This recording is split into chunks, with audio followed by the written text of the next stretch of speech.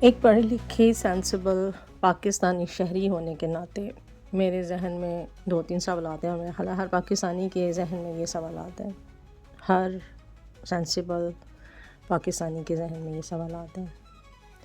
Donald Trump کا جو بیان آیا ایران اسرائیل جنگ پر بار بار آ رہا ہے، وہ بار بار ایران سے مطالبہ کر رہے ہیں کہ وہ اپنے جوہری پروگرام کو ختم کر دیں تو یہ جنگ سٹاپ ہو جائے گی، وہ ہار مان لیں، یہ جنگ سٹاپ ہو جائے گی، وہ یہ مان لیں کہ وہ جو کر رہے تھے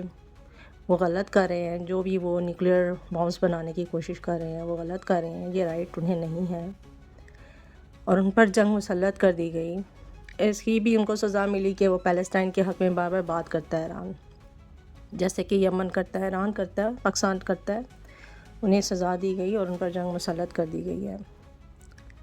میرے ذہن میں یہ سوال آ رہا ہے، جبکہ ابھی ہمارے فیلڈ مارشل عاصم منیر صاحب کی بھی ٹرمپ کے ساتھ ملاقات ہوئی ہے، تو بار بار صدام حسین کو لے کر، جو عراق کے سابق صدر تھے انہیں پھانسی دے دی گئی تھی، ان کو لے کر دھمکی دی جا رہی ہے، تو میں یہ سوچتی ہوں کہ کیا پاکستان کو یا کسی بھی مسلم ملک کو یہ رائٹ نہیں ہے؟ پاکستان تو اب دھماکے کر چکا ہے ایٹم بام کے، اور ہم بنا چکے، اچھے وقت میں بنا چکے، ہمیں بھی بہت زیادہ مخالفت کا سامنا تھا، امریکہ کا بھی، یورپین یونین کا بھی اور دوسرے ممالک کا، لیکن ہم نے انڈر پریشر وہ کام کر لیا۔ لیکن سوال یہ اٹھتا ہے کہ کیا مسلم ممالک کو پروٹیکشن کا کوئی حق نہیں ہے؟ جب بھی کوئی اپنی نیوکلیر پاور بننا چاہتا ہے یا اپنی پروٹیکشن کے لیے، اپنے ملک کی پروٹیکشن کے لیے، جبکہ وہ چاروں طرف سے ہر وقت اسرائیل کی دھمکیوں کے انڈر رہتا ہے، یا پھر امریکہ کی طرف سے تھریٹس ملتے ہیں، زیادہ تر اسرائیل کی طرف سے تھریٹس مسلم ممالک کو دیے جاتے ہیں، تو ایسے میں کیا، جبکہ ہر ملک کو اپنی سلامتی کی ضرورت ہے، تو کیا کسی بھی ملک کو یہ حق حاصل نہیں کہ وہ اپنی نیوکلیر پاور وہ بنے؟ امریکہ کے پاس خود اپنا تو جوہری پروگرام بہت زیادہ اچھا ہے، وہ ہمیشہ خود کو اپ ٹو ڈیٹ رکھتا ہے،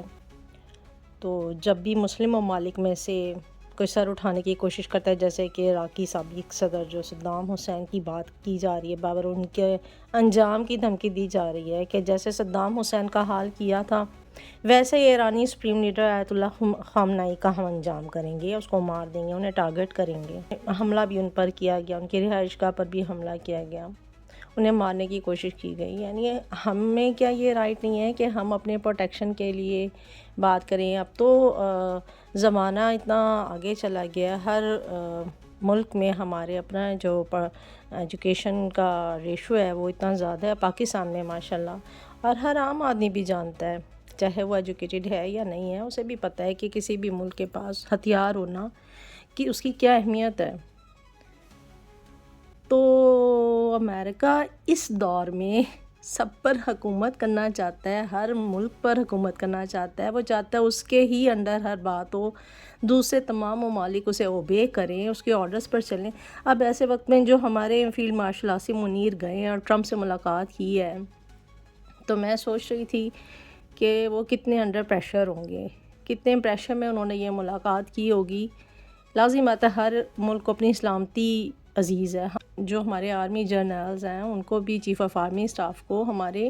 سلامتی عزیز ہے، اور وہ ہر وہ فیصلہ کریں گے جس میں ہمارے ملک کی سلامتی ہو اور ہمارا ملک جنگ سے دور رہے، اس آگ میں زیادہ نہ کودے جس حد تک ہو سکتا ہے۔ لیکن اس کا مطلب یہ نہیں کہ ہم مسلم ممالک کے ساتھ اتحاد کا اعلان نہ کریں، ہم یہ کہہ دیں کہ ہم we are not the part of this war, no we are the part of this war, چاہے ہم وہ زبان سے اس چیز کی ادائیگی کریں، چاہے ہم دل میں برا جانیں، چاہے ہم تلوار سے یا انڈائریکٹلی ہم ان کی مدد کریں، but we are with them, کیونکہ وہ وکٹمز ہیں، کیونکہ ہم ہر جگہ ہر مظلوم کے ساتھ کھڑے ہیں۔ ہم لوگوں کو اتنا انڈر پریشر امریکہ رکھتا ہے کہ ڈائریکٹلی اور انڈائریکٹلی وہ ہر جگہ انوالو ہوتا ہے،